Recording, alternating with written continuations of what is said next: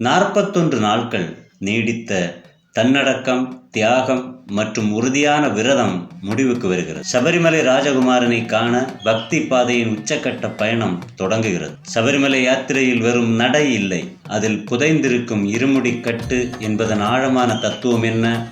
பக்தி கடலின் சிகரமான அந்த 18 படிகள் எதை குறிக்கின்றன? இந்த பாகத்தில் சபரிமலை யாத்திரையின் ஆன்மீக அறிவியலையும், யாத்திரையின் முடிவில் ஐயப்பன் நமக்கு அளிக்கும் மகத்தான வேத பொருளான தத்துவமசி என்பதன் உண்மையான அர்த்தத்தையும் காணலாம். இது வெறும் யாத்திரை கதை அல்ல, இது ஆன்மீக சுய கண்டுபிடிப்புக்கான பாதை. சபரிமலை யாத்திரையின் மிக முக்கியமான அடையாளம் அது இருமுடி கட்டு. முன்முடி மற்றும் பின்முடி என்று பிரிக்கப்படும் இந்த சின்னஞ்சிறு கட்டுக்குள் ஒவ்வொரு பக்தனின் வாழ்வின் இரகசியமும் அடங்கி இருக்கிறது. முன்முடி, இதில் ஐயப்பனுக்கு படைக்கப்படும் காணிக்கை பொருட்கள் மற்றும் அபிஷேகத்திற்கான நெய் நிரப்பப்பட்ட தேங்காயும் இருக்கும். இது பக்தன் இறைவனுக்கு செலுத்தும் அன்பு மற்றும் காணிக்கையை குறிக்கிறது. ஆனால் பின்முடியோ மிக முக்கியம். இதில் யாத்திரைக்கான உணவுகள் இருக்கும்.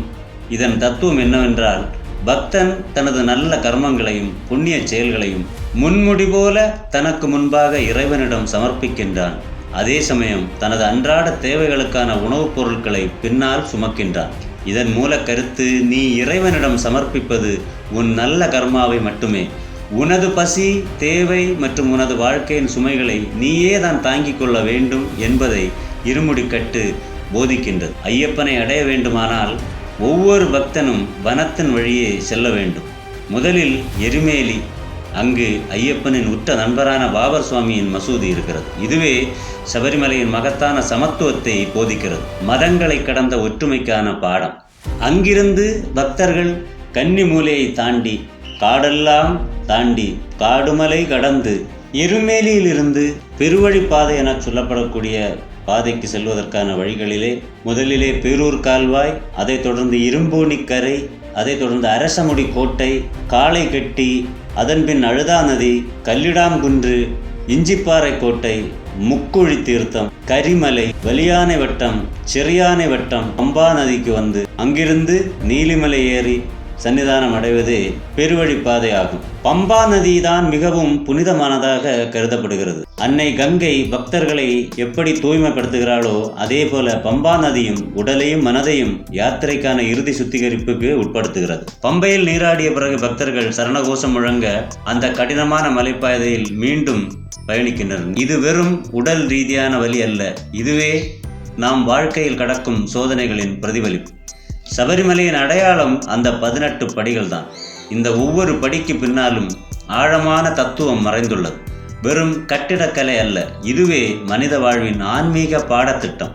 முதல் 5 படிகள் நமது 5 புலன்களின் கண், காது, மூக்கு, நாக்கு, தோல் கட்டுப்பாட்டை குறிக்கின்றன. புலனாசைகளை கடக்காதவன் முதல் 5 படிகளை தாண்டக்கூடாது. அடுத்த 8 படிகள், இவை 8 விதமான மனித உணர்வுகளை குறிக்கின்றன. அவை ஆசை, கோபம், கர்வம், இச்சை, அகங்காரம், பேராசை, பொறாமை, வஞ்சகம். இவற்றை கடந்தால் மட்டுமே அடுத்த படிக்கு செல்ல முடியும். அடுத்த 3 படிகள் 3 குணங்களை குறிக்கின்றன. சத்துவகுணம், ராஜசகுணம், தாமசகுணம். இவை பிரபஞ்சத்தின் இயக்கம்.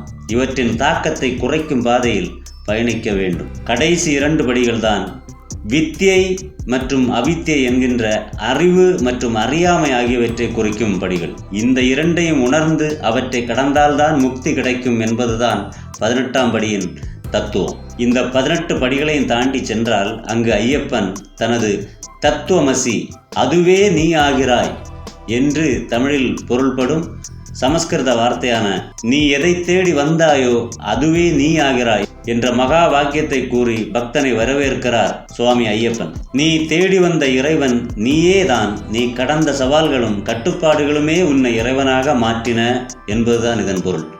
எல்லா சிரமங்களையும் கடந்து அந்த 18 படிகளை அடையும் போது பக்தன் தன் முந்தைய பாகத்தின் தத்துவ பாடங்களை கடந்து விட்டான் என்று அர்த்தம். நமது பாகம் 3 சொன்னது போன்ற தத்துவம் பாடங்களை கடந்து விட்டான். புலன்களின் கட்டுப்பாடு, மனித உணர்வுகளின் மேலாண்மை மற்றும் குணங்களின் புரிதல் ஆகிய படிகளை கடந்த பிறகு கருவறைக்குள் ஐயப்பன் அமைதியான தியான நிலையில் காட்சியளிக்கிறார். அந்த நொடியில் சபரிமலையின் மகத்தான மந்திரம் பக்தனின் காதில் ஒலிக்கிறது. தத்துவம் அசி. இந்த காட்சி சபரிமலை யாத்திரையின் இறுதி இலக்கு. ஒரு சாதாரண மனிதன் தன் துறவற பயிற்சியின் மூலம் இறைவனின் நிலையை அடைகின்றான் என்ற அத்வைத தத்துவத்தை போதிக்கும் உச்சகட்ட தருணம் இது. சபரிமலை யாத்திரை என்பது நீ யார் என்பதை நீயே கண்டறியும் ஒரு புனித பயணம். இந்த மகத்தான யாத்திரையின் மற்றொரு உச்சகட்டம் மகர ஜோதி.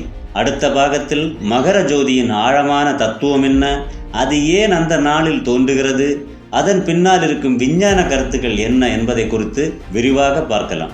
வீடியோ பிடிச்சிருந்தா லைக் பண்ணுங்க. மேலும் வீடியோக்களுக்கும் முந்தைய வீடியோக்களுக்கும் சேனல் சப்ஸ்கிரைப் பண்ணுங்க. உங்கள் பொன்னான நேரத்திற்கு நன்றி. சுவாமியே சரணம் ஐயப்பா.